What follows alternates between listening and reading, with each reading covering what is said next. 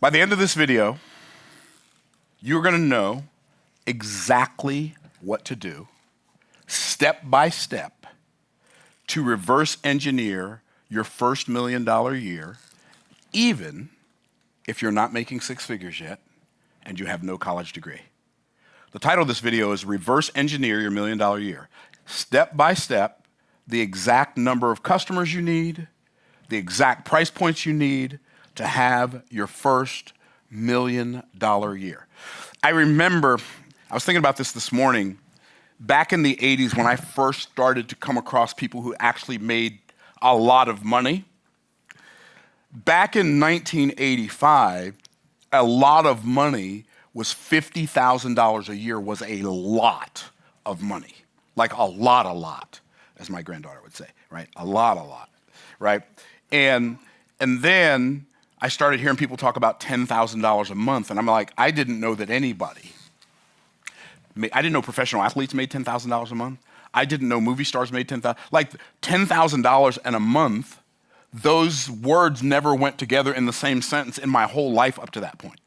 So the idea that somebody could make $10,000 in a month was absolutely mind-blowing to me. I was of the mindset, if I could make $300 a week, right, which is about $15,000 a year, that would have felt like good money to me back then, okay? And so now I think about like $50,000 a year. When I first got in started as an entrepreneur, you know, the number was 10,000. Well, when I first got started, it was 10,000 a month. And then when I first started making money, it was like, oh man, when I get to 20,000 a month. 20,000 a month. In fact, when you read my book, From the Trash Man to the Cash Man, How Anyone Can Get Rich Starting From Anywhere, one of the things I say in that book is, if you are making less than 20,000 a month, it's not a good idea to be watching television. Why would you want to watch somebody else live their dreams while you're living a nightmare, right? And back then when I wrote that book in 2006, 20,000 a month, that at least to me at that time, that felt relatively significant, right? Now, in my mind, like 50,000 a month is going to be a baseline because everything costs so much more. I was looking at houses, a house that I just looked at recently, that recently sold for $2.5 million. In 2019, it was $1.4 million. Did the house become that much more valuable over that time? Or did money become that much less valuable over that period of time? One of the reasons I'm talking about these numbers is not to impress you, but to help you understand if you don't figure out how to get way ahead financially, you are going to get left behind financially. How many of y'all tracking? Wave at me if you're tracking. Okay, so here's what we want to do. I'm going to give you the step-by-step formula. And here's what we want. If you're watching on YouTube right now, grab a pen and a piece of paper. This is going to be a workshop video because I'm going to give you a step-by-step process. We're going to answer 7 questions. And when you have the answers to these 7 questions, you'll know exactly what you need to start working on to get to your first $1 million year. Everybody got it? Okay, so the first question is, what practical experience do I have? So question number 1, what practical experience do I have? What practical experience do I have solving a problem? What problem can I solve? What practical experience do I have solving a problem? Now, all of us, I mean, if you're an adult, you have had some problems. Is that right? Yes? Okay, so if you're an adult, you've had some problems. You've obviously figured out some of them. You may not have figured out all of them, but you figured out some of them, right? So if you're an adult, you had to figure out like how to, like if you have a house, you had to figure out how to get a house. If you have a car, you had to figure out how to get a car. You had to figure out how to drive a car. Maybe because of some experiences in your life, you had to learn like self-defense. I saw this video yesterday on YouTube that they were selling a self-defense program for people who don't have time to become a black belt, basically, right? And you learn these techniques and you can use them right away. That was the unique selling proposition, right? And so maybe you know how to fix things, maybe you know how to do art, maybe you know how to do music, maybe you know how to play the guitar, maybe you know how to play the piano, maybe you know how to get in shape. I don't know, but you know how to solve a problem. Like, what practical experience do you have solving problems. And then make a list. Okay, well, I can solve this problem, and then I can solve that problem, and then I can solve this problem, and then I can solve that problem, and then I can solve this problem. Like, make a list of all the problems you know how to solve. Like, all of them. Like, make an exhaustive list. Maybe you'll have 5 things. Maybe you'll have 105 things.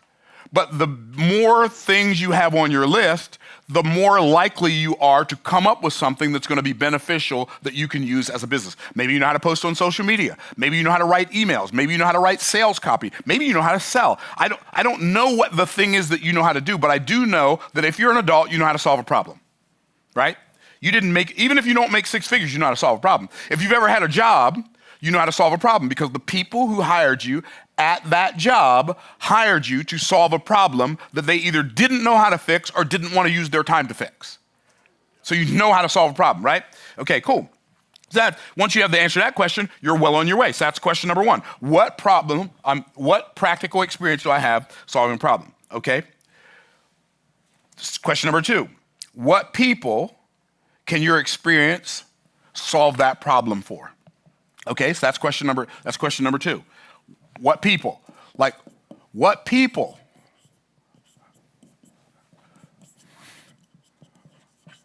have that problem?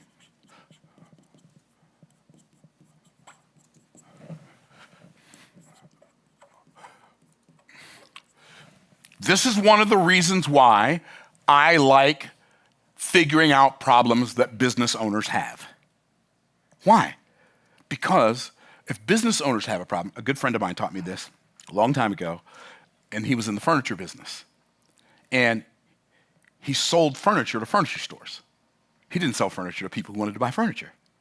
He said just like this, he said, Brother Myron, I'm gonna tell you something. He said, if you're selling something to a business that the business has to have in order to stay in business, you'll always be in business. It's like, shut up. I didn't say shut up. But I'm like, that's brilliant. So that means if I know how to solve a business problem that businesses have across the board, my likelihood of success is very high if I'm very good at solving that problem. This is so good. Are y'all tracking? So, okay. What's the number 1 problem businesses need to solve? They need more customers. They need more customers. So if I can figure out, and by the way, what does more customers look like? Well, it looks like a lot of things. It looks like either more people need to find out about them. Well, how do people find out about businesses? Well, they can find out through an advertisement. So maybe you're good at running ads. They can find out through social media posts. Maybe you're good at posting social media. Maybe you could become the social media department for a whole bunch of different businesses. Maybe you're good at creating webinars. Maybe you could be have a business pay you $20,000 to create a webinar for them, and then have them pay you a percentage of all the stuff that comes in on the back end. Like all the sales that come in on the back end, you get a percentage of it. Or you could have them pay you $20,000 or $5,000 or $10,000 or whatever you charge on the front end, and then they pay you a monthly continuity for that webinar. And you set up all of the infrastructure. And then guess what? You set it up in such a way that if they stop paying you, you just go to another business. This is how much money we've made for this XYZ business, and we've got this webinar. It already works. It already converts. Now my question is, would you rather that I sell it to you, or would you rather that I sell it to your competition? You see how simple that is? So figure out a problem that you can solve for business owners. Guess what? Here's what I found out. You ready for this? What if you solved a problem for parents? Because here's what I found out about parents. All parents have children. Huh? Yeah. Y'all weren't ready for that, were you? Like all parents have children. So what are some common challenges that parents of children have? Maybe they want their children to be better maybe they want to focus on their children's health. Maybe they want to focus on their children's education. Maybe they want to focus on their children's financial literacy. I don't know, but if you know something that would be beneficial for parents, children, it's probably a good business to be in, right? Guess what? There are people who've made millions and millions and millions and millions of dollars, even billions of dollars, selling stuff to people who have pets. because people who have pets love their pets. It's like the reason you haven't solved your financial problem yet is because you're still attempting to solve your financial problem. All you have to do is solve somebody else's problem and then charge them for it. That solves your financial problem. The reason you're still struggling financially is because the only problem you're obsessing over is your own. It's so simple. What people can I have the problem that I can solve? So who are they? And then start making a list of people. Well, doctors have the problem, and then lawyers have the problem, and then gym owners have the problem, and then mechanics have the problem, and then and on and on and on, and you just make a list of the type of people that have the problem. Parents have the problem. Husbands have the problem. Wives have the problem. This is so simple. But we don't, you say, Myron, how do you make millions and millions of dollars? Here's how you do it. You think like this. You ask yourself these questions, you find the answers, then you go out and execute. This is how I make millions of dollars. I know it's kind of funny because I'm not talking about anything that a fifth grader couldn't understand. Maybe a third grader. Okay, that's pretty simple. I didn't leave anybody yet, did I? Is everybody still with me? If you're with me, say I'm with you. Okay, cool. So I just want to make sure. Okay, cool. So what people, I know a guy who has a business that does, well, it might do, last time I talked to him, his business was doing $28 million a year. You know what he was doing? Teaching attorneys how to do marketing to get clients for their law practice. And I know what you're thinking. You're thinking, yeah, but I'm not an attorney. Congratulations. Neither is he.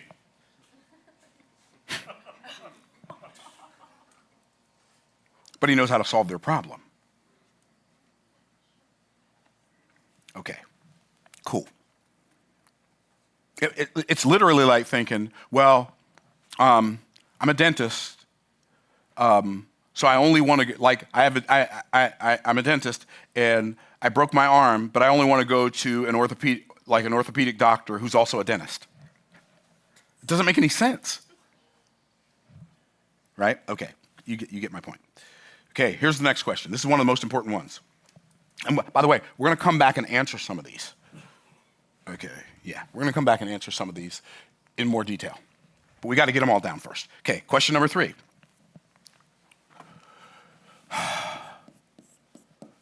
What? You are wondering what I'm going to say, aren't you? One of my favorite things to do is to build anticipation. Is it working? Okay, so what price can I charge for solving that problem for other people? What price can I charge? Now, if I don't get 1 and 2 right, and I start with number 3, I'm just making stuff up. If I don't have 1 and 2 figured out, and I just start with number 3, I might just be a con artist. How many are tracking? So what I want to do is I want to make sure I know what problems I can solve, and I want to make sure I know who I can solve those problems for. Then I can start talking about charging. Well, are y'all ready?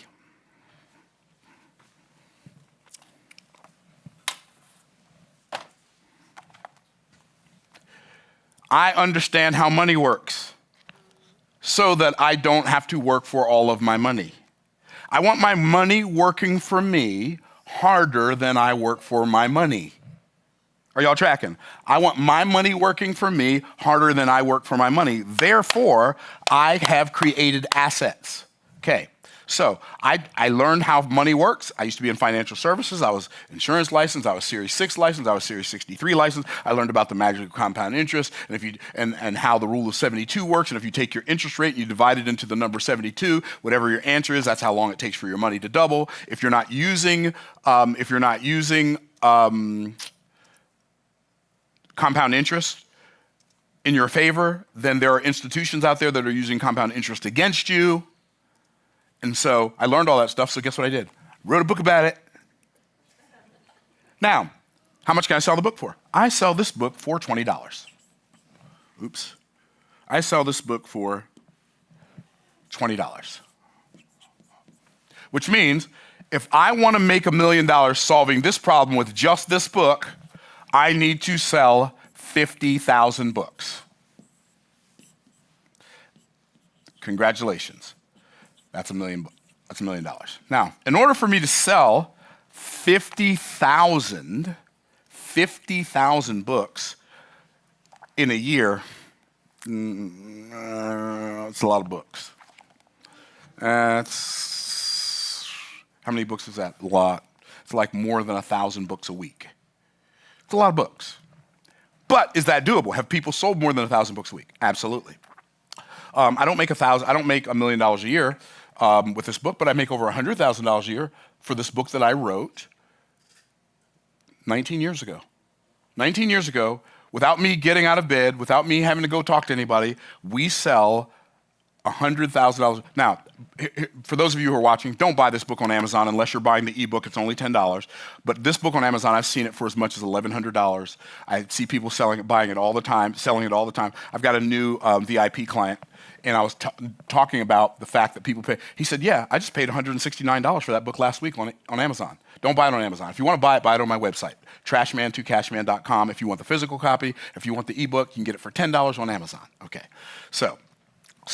but I sell it for $20 on my website, plus $9.99 shipping and handling. That's $100,000. But what if that's a little too slow for me? That might be a little bit too slow for me. So I don't want to do 20,000. I don't want to sell 100,000 books.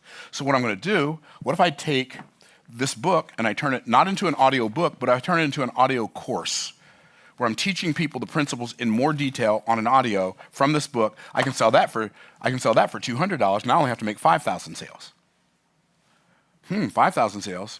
That's only a little over 100 sales a week. 100 sales a week. That's only a little over 20 sales a day. In fact, if I do 20 sales a day, 7 days a week, now I'm at $1 million. Are y'all tracking? So that's pretty cool. But wait, there's more. What if I said, you know what, that's a little more work than I want to do too. So instead of just teaching financial literacy, I'm going to take this book, and I'm going to take this book, and I'm going to take the concepts from both, because this is my book on how to build businesses. I sell this one for $30. It's called Boss Moves. I'm going to take the principles from Boss Moves. I'm going to teach people how to make a lot of money. I'm going to teach people what to do with their money. I'm going to put that together, but I'm not going to put it together as a book. I'm going to put it together as a home study course, and I'm going to sell it for $2,000.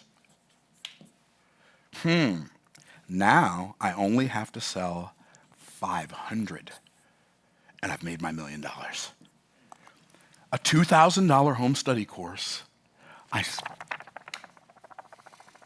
sell 500. 500, that's 10 a week. That's 10 a week for a year. That's 10 of these a week. 10 a week's 2 a day. I might not be able to do 20 a day, but I can do 2 a day. 2 a day. Every day, Monday through Friday, sell none on the weekends, and I take a 2-week vacation. I don't take a 2-week vacation. My website takes a 2-week vacation where I'm selling that $2,000 course. But I'm like, you know what? That's cool. But you know what? What if I take this concept that's in this course and I teach it over 3 days live, and I turn it into a mastermind, and in fact, what if I teach these concepts for 2 days, and then they come back later in the year and they teach these concepts for 2 days, and I have 2 masterminds a year where I'm teaching these concepts, and I'm teaching people how to make money, I'm teaching people what to do with the money, and I charge $20,000 for that mastermind. Wow, if I do 20,000, then I only have to sell 50. I made $1 million a year. So this is why I'm asking, what price point am I selling my solution for? The bigger the pain of the problem, the bigger the price for the solution. Is this seem oversimplified? Y'all, if you're good, say I'm good. Okay, cool. But wait, what if I have Audacity? Like, Audacity is something that you can't buy at Walmart, right? So what if I have Audacity? You can't even buy it at Neiman Marcus. Like, where do you get Audacity? I don't know. Maybe you got it from your mom and your daddy. I don't know. But what if you had a little Audacity and you said, you know what? I'm going to take all the value that I have from the things that I know, and I'm just going to put it out there, and I'm going to take and work with somebody one-on-one for 8 hours for a whole day and help them build out their whole thing, whatever their thing is. What if you said, I'm going to charge them $200,000 for that? Now, I know what you're thinking. Nobody's going to pay me $200,000. Right. So what you've done is you've pre-decided what people won't do instead of letting them make that choice for themselves. One of the reasons people don't raise their prices now I'm not saying everybody has something that's $200,000 worth of value. Maybe you don't have anything that's valuable enough for somebody to pay you $200,000 for yet. But let's say when you get there, do you have enough audacity to say it's $200,000? Do you? Because I'm going to tell you something. In 2022, I decided I'm going to sell a VIP day for $200,000. And guess what? 2 people bought it out of the gate.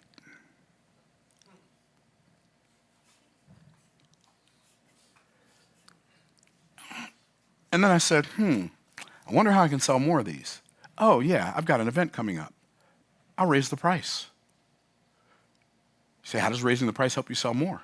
Because I told them, if you want to get it at $200,000, you better get it now. Because if you don't, next time I offer it, next year, and this event was at the end of the year, it was in October. In the next year, in 2023, the price is going to $350,000. Guess how many people bought it? 16. So I sold 18 of these $200,000 things inside the first 6 months where I created it. What? But what if I didn't have audacity? Oh, by the way, and we delivered on the promises. One of the guys who bought this $200,000 VIP day, he had an event. He did $5.7 or $6.7 million in one day. So I only got 200 grand. He got, right? That's how I know it's valuable. When the person you're giving the solution to, when they win bigger than you win, then you can keep on winning. Guess what? I raised the price to $750,000. That year we sold 12 at $350,000. And then we raised the price again to $375,000.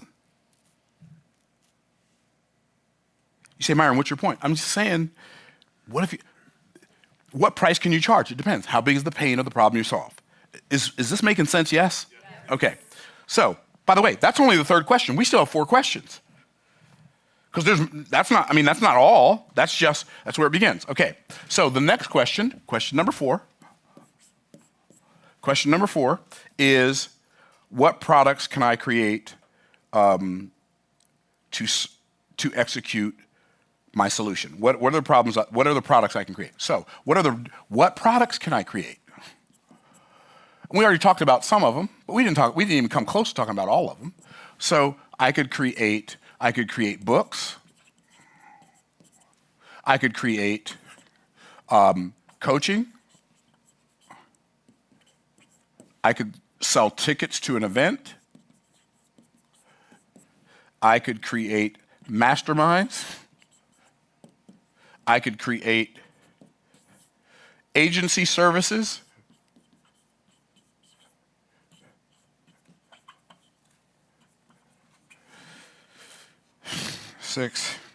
Et cetera, et cetera, et cetera, right? So I can create products. Now, notice I asked the question, what products can I create? I didn't ask the question, what services can I provide? Did y'all notice that? Okay. Why did I ask what products can I create to solve that problem rather than what service? Because if I sell a service, I've anchored it to my time. Is time something I have in unlimited supply or limited supply? Limited. So if I anchor my revenue generation to time, my revenue is always going to be limited. Why? Because that's how I set it up. That's why I sell products. It takes me no longer to sell 100,000 books than it does to sell one. That Trash Man to Cash Man books, we sold over 175,000 copies of that book. I don't know how many Boss Moves. I guess I should go figure it out. Melissa, remind me to check with our printer and find out how many, because I don't even know what the answer is. But I know one thing, this book that I wrote in 2021, this book makes me between $360,000 and $400,000 a year. Year after year after year after year after year. So that's why I say products. Why? Because if I'm selling a product and I have some kind of automated sales engine out there in the marketplace, that automated sales engine is going to keep making sales whether I'm doing something or not. I'm sure I made sales while I was sleeping last night. I'm sure I did. I don't know how many I made because I just didn't look at it. You know, there comes a point where it just keeps on happening and you don't have to think about it anymore. Okay, so what products? So how can you take what you know as a solution for other people's problems, and how can you productize that solution?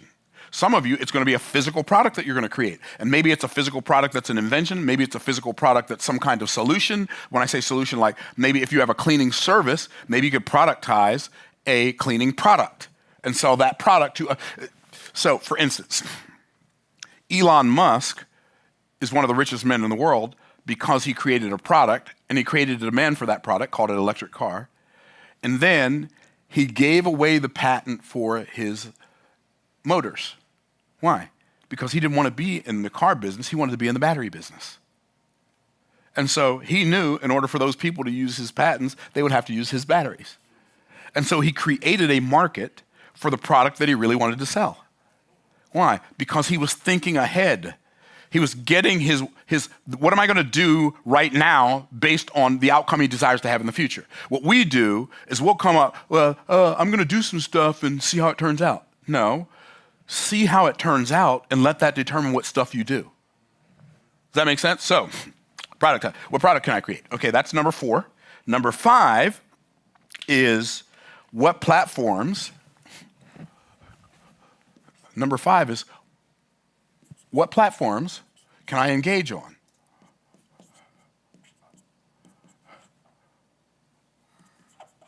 To promote my product. What platforms can I engage on? Man, there are so many platforms out there. Can I engage with people? Let them know, like there's social media, there's print, there's TV, there's radio.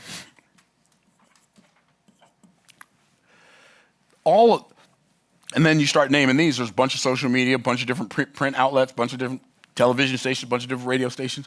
Like, none of us have time to take advantage of all of the platforms that are out there for us to utilize to let people know we've created a solution for their problem. Hopefully, y'all can see that all I'm doing is reporting to you stuff I do. Right? I'm not teaching you any theory. This is not something I read in a book.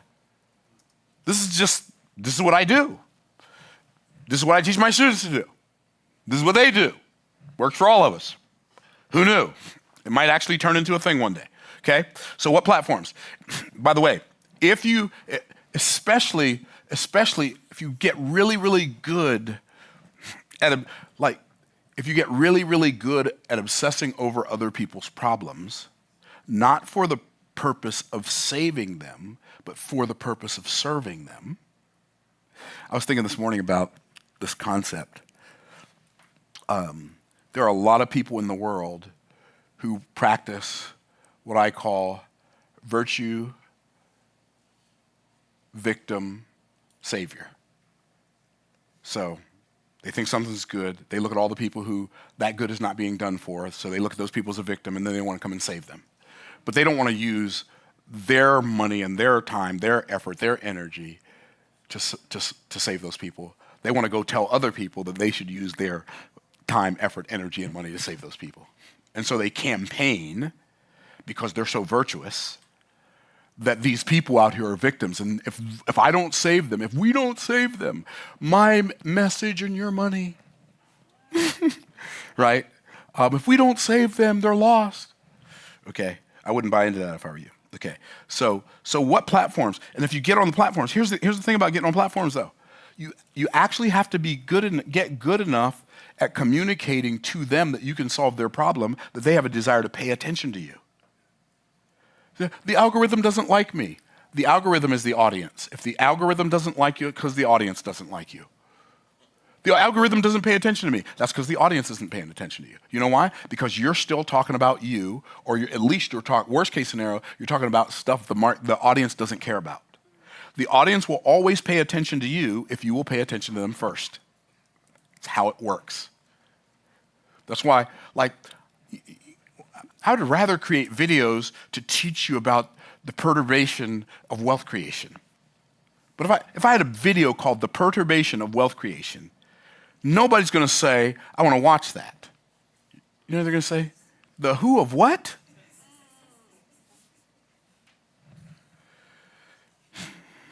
So I have to, if I'm going to teach you, I'm going to teach you the physics of financial freedom. Yeah, that's great for you. You have to have something. I got this from Jim Rohn. I didn't make it up. You have to have something good to say, and you have to say it well. And a lot of you have something good to say. You're just terrible at saying it. Like somebody said to me one time I was singing, they said, Myron, you have a beautiful voice. I said, thank you. They said, too bad you tear it up getting it out. It's like, right? And that's how some of you are with your messaging. You got a great message, you just tear it up getting it out. By the time it comes out of your mouth, nobody can tell it's a good message anymore. Okay, so once you got all those things figured out, like what practical experience you have solving other people's problem, what people can your experience solve problems for, what price should you charge for solving that problem, what products can you create to execute that solution, what platforms can you engage on, then you ask yourself question number 6. What principles can I use to perpetuate that solution? So what principles of automation, what principles of delegation, what principles of multiplication can I use to perpetuate that solution? People buying that solution. So, like, it's interesting. I was at the golf course yesterday. This girl's been working there, a cart girl, and she drives the beverage cart. And she's like, I saw you on an interview. Yeah, I've been on a few interviews. That's what I said. Yeah. She's like, I said, I know him. Yep, you know me. And she said, I'd just like to sit down with you sometime and just like get some ideas. Wow. Wow. And then, okay. I said, well, next time I see you, I'll have a book for you. She's like, okay, well, if you just tell me where to get the book, I can just go get the book. I was like, okay, well, just go to my website, MyronGolden.com. You can find all the stuff I have for sale there. She said to me, you have a website? I thought that was so funny. Like, you have a website? I'm like, yeah. I have a bunch of them. Okay. And so, so the reason I have a website, shocking as it may be, is so if somebody wants to buy something from me, I don't have to be there. It's the principle of automation, right? People buy stuff from me all day long, all night long. People are buying stuff from me. Like $3,000, $4,000, $5,000, $10,000, $20,000, $80,000 a day. People are buying stuff from me. Depending on the day. All day. Whether I'm there or not. I'm at the golf course, people are buying stuff from me. I'm at the restaurant, people are buying stuff from me. I'm in bed, asleep. I'm not even dreaming about work. People are buying stuff from me. Myron, what's your point? Because I asked the question, what principles can I apply? What principles can I execute on that can perpetuate letting people know I've solved their problem, I've got a product, this is the price. What principles can I apply to that?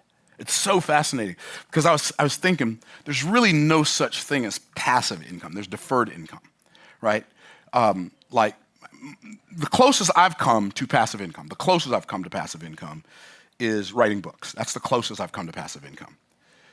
But that's not even passive because when the warehouse runs out of book, I got to call them and tell them print 5,000 more books. And then my team has to call them and say, hey, we need more books. The distribution team has to call them and say, hey, we need more books to ship out, right? So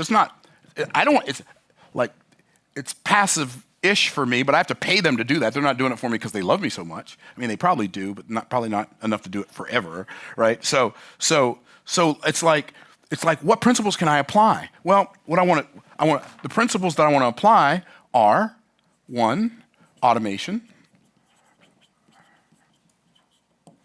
You don't want to automate everything. You just want to automate the things you don't like to do, the things you're not good at, and the things that are not a good use of your time. Does that make sense? I don't automate everything. Like the idea for this video came from me. This idea for this video, in fact,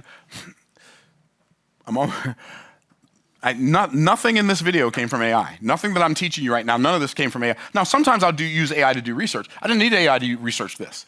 This is how I live my life. AI is not the one making like $15 million a year from this stuff I'm sharing with y'all. I am. So I already know it works. I didn't need to, I wonder, I'm going to ask ChatGPT, how do I teach people how to make $1 million a year? I don't have to ask ChatGPT that. I've taught people how to make $1 million in a day. I've got clients who had $1 million hours. So this is $1 million in a year? Okay, let's say you're not that ambitious. You take everything I'm talking about, divide it by 10, you at least got 100 grand a year. Okay, okay. So the second principle I want to apply is I want to apply the principle of delegation. Delegation. And I may have misspelled that, but if I did, this is called a spelling box. It's not like spell check, but it's a spelling box. If I misspell a word down here, take any letter between A and Z, put it where it goes. Together we can spell that word right. Okay. Okay. So what are the principles that I can execute on to perpetuate this money machine continuing to run? All I have to do is go in and add oil every now and then. Add a little gas, like boom. Okay, number 6. Oh, that was number 6, wasn't it? Number 7. This one's so important. By the way, this is the one that creates legacy wealth. Number 7. What practices of financial literacy must I engage in order to perpetuate the wealth I'm creating instead of decimating the wealth I'm creating? Because a lot of people, they create wealth only to decimate it. They create wealth and don't perpetuate it. And people figure out all kinds of ways to do this. So, remember me talking about where does value come from, right? Well, value comes from past perceived voids. There's like some people, when they create wealth, their past perceived voids consume all the wealth they create. All the things that they were missing in the past, as soon as they start making big money, whatever that means, they start buying all that stuff. And so now they don't have their money making money. The reason, some of y'all may wonder why rich people are so cheap. Like, why do rich people act like, it's only $5? Why are they acting like that's a big deal? The reason we act like it's a big deal is because that $5 is not just worth $5. We're looking at how much that $5 is worth over time. You're looking at the value of that money. We're looking at the time value of that money. You're looking at the consumption value of that money. We're looking at the production value of that money. And so when I take my money out of whatever it's invested in, and I use it to buy a car or a house or some stuff or some clothes, then that money no longer works for me. Now it goes to work for somebody else. So what I'm doing every time I buy something that I don't need is I'm firing my money and giving somebody else, sending it to work for somebody else other than me, other than my family. That doesn't make sense to me. It makes more sense for me to deploy and employ that money so that when that money makes money, I spend the money the money makes. I don't spend the money that Myron makes. The money that Myron makes is for the purpose of putting it in a machine that makes more money. This is how you perpetuate your family wealth instead of decimating your family wealth. Now, notice I didn't say, okay, well, what you do is you go and you build a webinar and you sell stuff to people, or you become an affiliate marketer, or you do Airbnb, or you start putting cars on Turo. I'm telling you that you are the resource. What's the message of this? You are the resource. The precipice of the foundation of everything that I said is based on this. What problem do you know how to solve? So where's the answer? It's in you. And that's going to be different for everybody. And so you have to sit down and do the work that I showed you to do in this video. If you sit down and do the work that I showed you to do in this video, and you answer all those questions, and then you start applying the answers that you found, I dare you to come back and tell me it didn't work. I challenge you to come back and tell me that didn't work, because I know it works. And it'll work for anybody who's willing to work it. So that's how you reverse engineer your $1 million a year. Exact step-by-step instructions on what to do to make $1 million a year. Oh, by the way, if you want to make $1 million a month, multiply all that stuff times 12. That's how it works. Appreciate y'all watching the video. Thanks for hanging out with me today. Please do the work of this video. This is one of the most important videos I've ever done on YouTube. Please do the work. If you do the work of this video, I promise you it will work for you. Bye for now.